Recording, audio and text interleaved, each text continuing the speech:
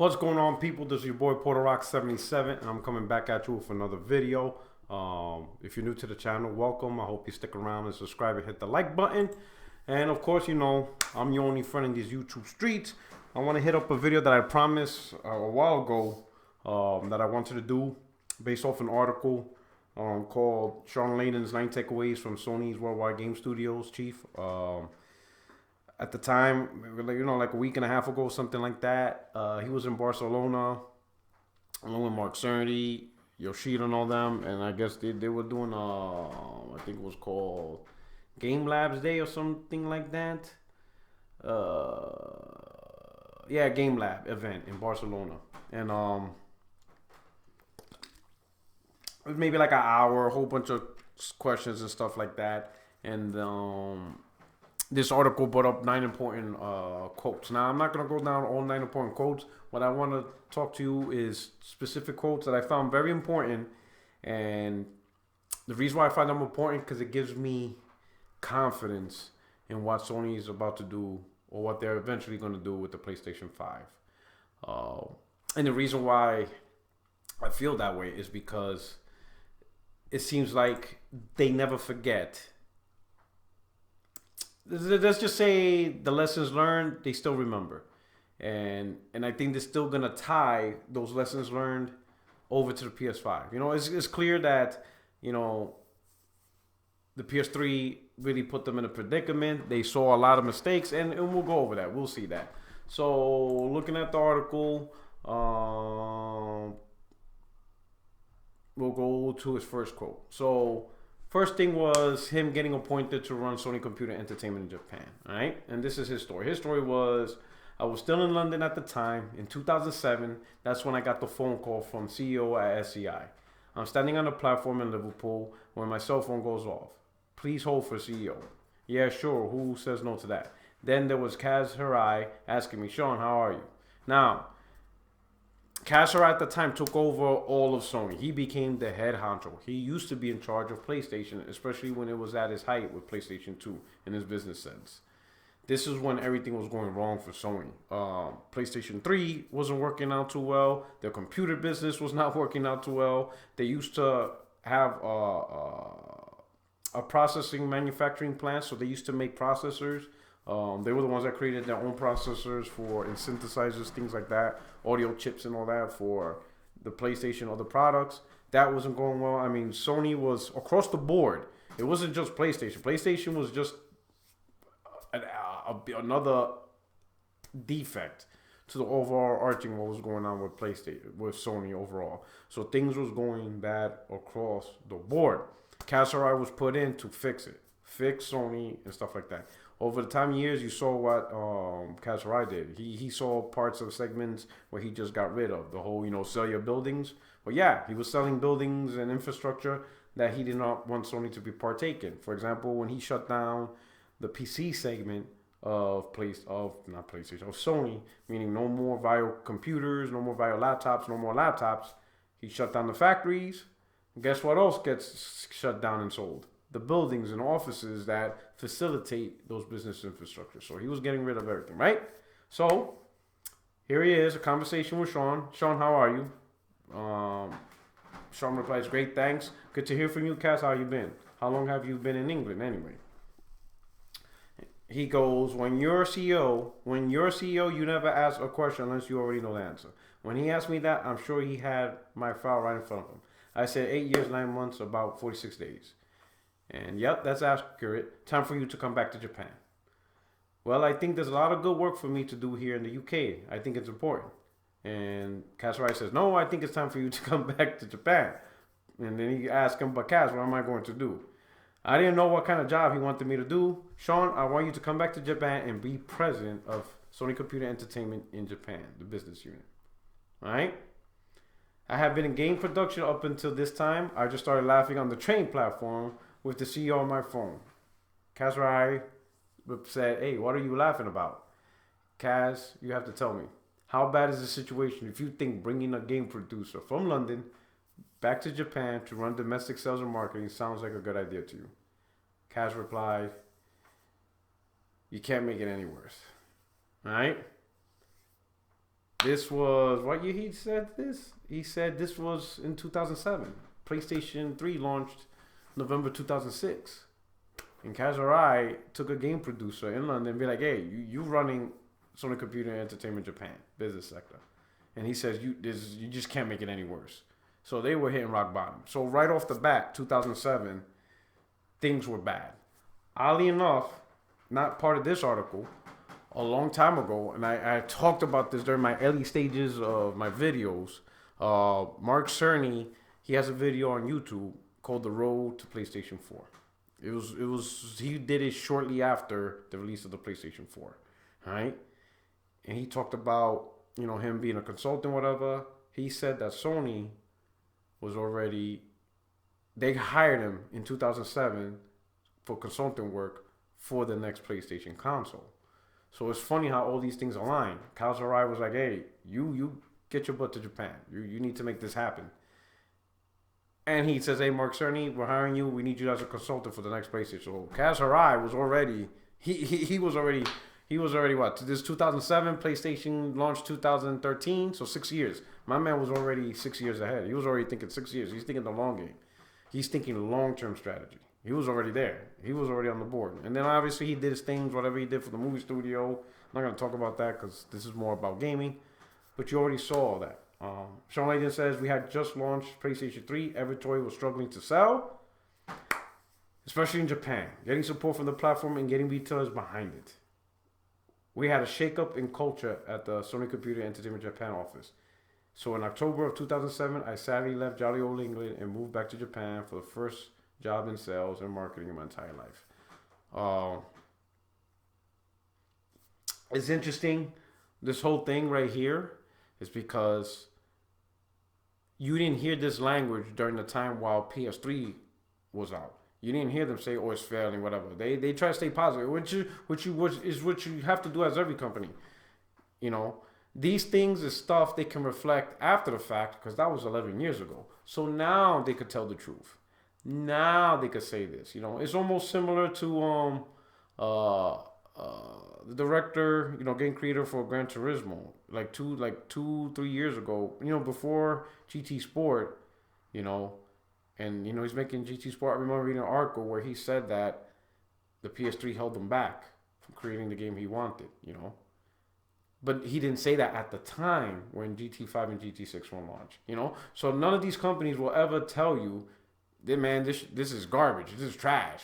They're always gonna give you a positive, like everything is great, everything is good, man, an amazing system, great design. Oh, it's doing phenomenal.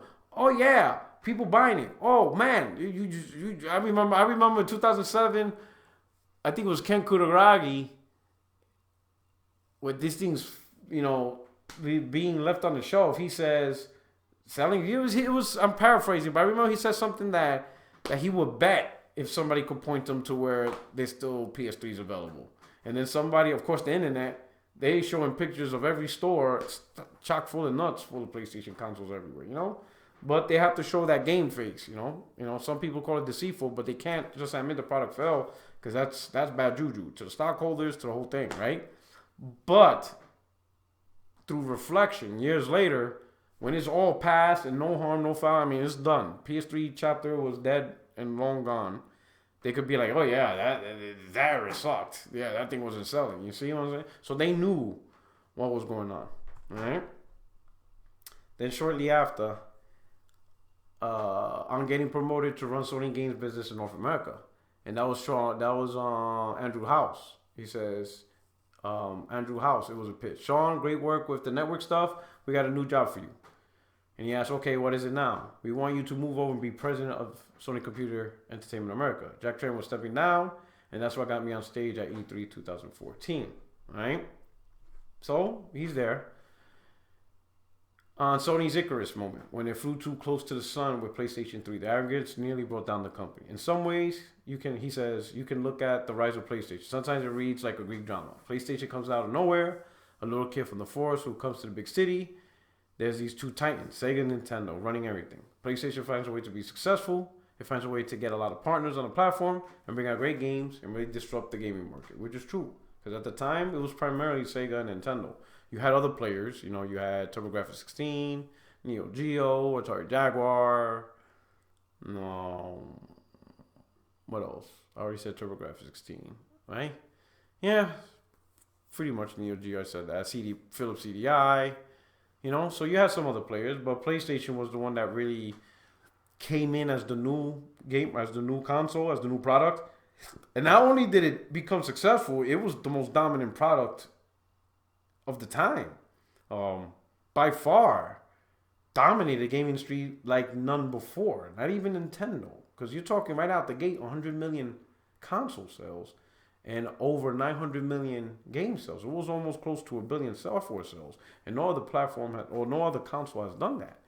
So not only was it successful, it was literally completely dominant, right?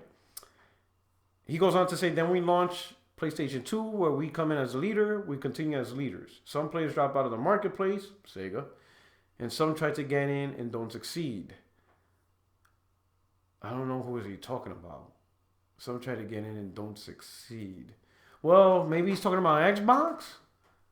But I think Microsoft at the time said that they were planning that a loss was already expected. They just want their foot in the door. Interesting. PlayStation 2 sells rocket, still the best-selling platform of all time. And then PlayStation 3. Sometimes you can come back and look at it and say that was our Icarus moment. We flew too close to the sun. We took a bit of a dip in the business. Yeah. To say the least, yeah. During the PlayStation 3 era, only finally fighting it out to parity with Xbox 360 by the end of the life cycle. Right? And then he goes on to say PlayStation 4 was the redemption. Interesting. And pretty much was. PlayStation 4 needed to be successful. The level of success PlayStation 4 has now, I don't think it was optional. Sony needed this console to literally dominate the industry. It needed to body its competitors. Sony wasn't in a position to where it could just do well among the Xbox and Nintendo platform. It had to be a decisive competition. Well, it had to be a decisive look as, holy cow, PlayStation 4 is the most dominant console this generation, and Sony needed that. And I think the gaming industry needed that. I know it sounds weird to say one console monopolizing whatever, but the way I see it, when I see Sony monopolizing something, I see as the industry benefiting as a whole, because a platform is versatile for everybody. For example, 360 was the dominant console for a while, right? But you saw Japanese developers running towards handhelds a lot. A lot of games like 3DS or DS really was getting, and even PSP was getting all the Japanese games. And it just seemed like the consoles was more focused on Western games. There wasn't a balance, It was very Western heavy games, right? You had a few Japanese games, you had your Devil May Cry, Valkyria Chronicles, stuff like that. And I think it started improving as the PlayStation was selling. And then, of course, Xbox in the beginning tried, Virtua Fighter 5, Tales of Vesperia, there was a few. But it just seemed like for the first time that gen, handhelds truly dominated Japanese games and stuff. But now with PlayStation 4, you saw everything was getting pulled back. So you see huge amount of Japanese support. You see that. So the PlayStation platform, I think because it is a truly global platform, and they think about, and I'm gonna mention that Sony thinks about the third-party developers, unlike Nintendo. I don't think Nintendo does a good job of catering to third-party. I think Nintendo's like, hey, we're gonna do us. This is what we do. Everybody else you either deal with it or you don't. I don't think Nintendo sits down and be like, all right, guys, what are you guys trying to do? What tools you need? What hardware? What kind of level of performance you guys need? I don't think Nintendo has those discussions with their party. I think Nintendo just focuses on what they're gonna do. I don't think they take advice from anybody else. They do things their way, the way they want to, and then everybody else just needs to jump on board. And third-party developers, if they could do it, they'll do it. If they don't, they won't. I think Sony's the only one that is global to the needs of everybody else. Microsoft, I think, is more region restricted simply because of the regions that actually buy it. Japan doesn't really buy it, that console at all. It's pretty much non-existent on that side of the world, which is a turn off for a Japanese developer, obviously. Doesn't do well in Europe as much, which Western developers, while they still support Xbox, but because there's a Western portion that Xbox doesn't do well, they're going to look at PlayStation more since of how dominant it is in the Western world. So that's going to be the first preference in terms of trying to make deals, DLC, time exclusives, maybe even just make the game only for PlayStation 4 PC type, relationship. All right? Pretty interesting on that one. Another part, and this is what I like, it's on his first party studios and their game making philosophy. He goes on to, the criterias, that this is what I found the most. Right here, he talks about this. He talks about kind of criterias of making games. He wants developers to try to create games that are in a new genre, whatever. He mentioned that. He says that's one good criteria. Or if you're gonna stick to the criteria that's common, that's not new, they encourage developers to be the best at it. If you're not gonna do something new, then and you're gonna do something that's already been done, then make the best at it. That way when they ask you, how good is this game? Is it better than the rest? Oh, it's not that good. Then don't make it then. If your attitude is it's not gonna be the best game ever, then don't make it. It's not worth it. So they want, that's pretty cool that they want their developers to create the best content. And the developer's not confident that they're gonna make the best, then don't do it. All right. But this is the biggest thing that I really like what he says. He says, must is probably the other thing that reflects our position as a first party development attached to a platform. There are some games we must do, even if initially the profitability might be hard to make. That is what I'm talking about. That is what I'm talking about. That right there is key. There are things you have to do. If you make a platform, you have to make the games, even if it's not profitable. And I understand it's a business, but you can't sell people hardware unless you're going to go all in on the software. If you're not going to go all in on software, don't make the hardware. It just doesn't make sense, Sony made PlayStation 4. They're going to have to make the titles, for that platform. So even games like Knack, Gravity Rush, Tropico 5, whatever, they have to be made. You have to attempt always, you have to attempt to make games. You have to. You cannot stop. You cannot just treat every single title with, well, what's the long-term sustainability? Oh, single-player games, they don't make long-term money. No. Make the game. It may not make you money, all right? But you have a platform. People bought your hardware. They bought your hardware to play software. Make the software. Let the consumers decide what they want to play or don't want to play, And sometimes don't even judge it on the first go-around, Give it a second shot. Maybe do something to improve it. And if it fails again, okay, fine. This is something gamers don't want. But you got to at least try. It's something you have to do. Like Knack. Who in the world asked for the Knack sequel? No, I don't think anybody did. But Sony did it, and not only that, they added online co-op. Because maybe they thought, well, maybe if we add online co-op and we do this, Knack might be more attractable. That is key. So all these points together just gives me great confidence that the PlayStation 5 is going to be an amazing platform. There's one more thing I want to mention before I finish up and tie everything up. Separate from this, but Yoshida recently, and it's all over Twitter, said in a quote, and I think it was in the same Game Lab event, that the announcement of the PS3 price was a horrifying experience. So again, at the time, you're going to work 2 jobs to buy this console. All this positive, game face, keep a smile on your face type scenario. But now that it's been, that was 2005, 2006, they announced the price. So that was 12 years ago, right? Around this time, during E3. He says that thing was horrifying, the reaction that they got. So they knew they were getting clowned. They knew, they saw the memes. $599, $599. They saw the memes. They saw the pictures of the thing looking like a grill. They saw that. They're not dumb. They knew exactly what happened. And it was horrifying. And I love the fact that he now admits it. He now completely admits how terrible that situation was. So between Yoshida, and I'm pretty sure the rest of the company felt that way too, seeing the price announcement was completely a horrible experience, which leads me to believe why this gen they never announced a $500 PlayStation console. The PS4 was $400, and the Pro was $400.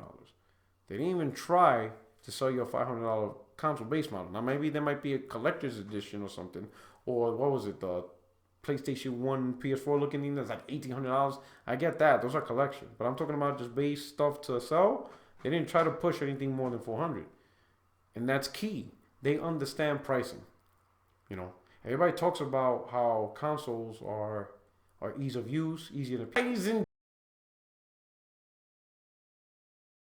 chip, and they're willing to pay $600-700. You can't have it both ways. I think Sony understands that there's a balance, that this is a console. It's not meant to be a high-end PC. It's meant to be a console with great performance at a price people can pay for. And I think Sony saw $400 was at that price. Are they going to change their view for next gen? I don't know. Maybe for next gen they might think $500 is the right sweet spot now. Because at a certain point, I remember console games was, I think, what was it, $200 or $300 was the sweet spot. Then it went to $400, and now maybe $500 next gen or the gen coming up. You never know. But at least they recognize price is important, and they don't want to go through that horrifying experience again. Between Sony's attitude that games must be made even at the cost of not making profit, right? And how you launch a product. I think they got that whole, I think they remember. They still remember. They haven't forgot. They completely understand where they went wrong with the PlayStation 3. I know some people will reply back, hey, PlayStation 3 was a great value. It was $600, but a Blu-ray player was $1,500, $2,000, $1,500, $2,000. It was the cheapest Blu-ray player on the market. So why are people hating on it? Because it was a Blu-ray player. You gotta understand, we're buying a PlayStation console. We ain't buying a PlayStation console to watch movies. PlayStation consoles is to play games. Watching movies, watching Netflix, that's a side thing. That's additional. That's not the main thing. The money I pay for, the money any of us pay for, is to buy a PlayStation console that plays games. So whatever it better be for gaming. The PlayStation 3 $600 price tag wasn't for gaming. Not at all. It was a Trojan horse for Blu-ray and a Trojan horse to show the world the power of the cell, which made life completely difficult for developers across the board. That's the reason why the PlayStation 4 was built and designed. Well, I ain't gonna say designed, but it was decided and talked by the developers. Sony's first party developers and certain third party developers. This was talked about Mark Cerny in that road to the PS4 that I mentioned, that there's a YouTube video on there, right? On YouTube, okay?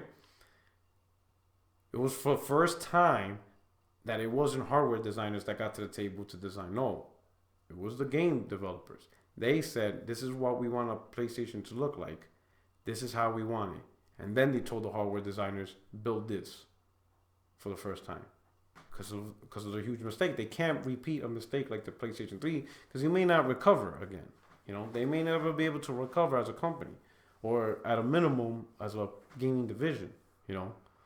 So reading the quote, reading what Yoshida's saying about how it's a horrifying experience, again reinforcing the philosophy. A couple of months ago, Sony restructuring their first party structure so that way they can maximize first party output in games, and so that we could be more fluid at the business level.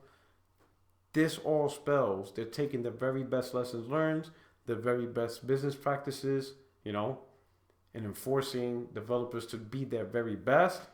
And this all gonna spell a huge success for the PlayStation 5. So them admitting, that things went wrong is the only way you can know that you're going to go in the right direction. Because if you don't admit you're messed up, then how would you know you're doing the right? You're finally heading in the right direction. You have to know you messed up first, and they are clearly doing that. They clearly saw that, and it probably benefited the PS4. So I have no doubt on the future of the PlayStation 5. Sony's gonna continue to do what they do. They're gonna release the best console, right? Designed with third-party developers in mind, telling their first-party developers to bring out their very best, encourage them to bring out their very best with new genres or just new stuff. Or if they're gonna continue with genres that's already out there, then you better bring your A game. Make the very best within that genre that you possibly can, and understand we're gonna be making games that may not sell. It's just the nature of the beast. It's going to happen. They're gonna make games that's not gonna be big hits, but they have to make it, which is fantastic, So that combination. Oh, and then finally the price thing. So the combination, we're about price, we're about third-party developer relationships, and the games they make as a first-party studio. That's nothing but success for the PlayStation 5. So I have no confidence. I have no worries. I have absolute confidence, no worries, that the PlayStation 5 is going to be an amazing product to play games. It's going to be an amazing place to see some of the best first-party exclusives you're going to see.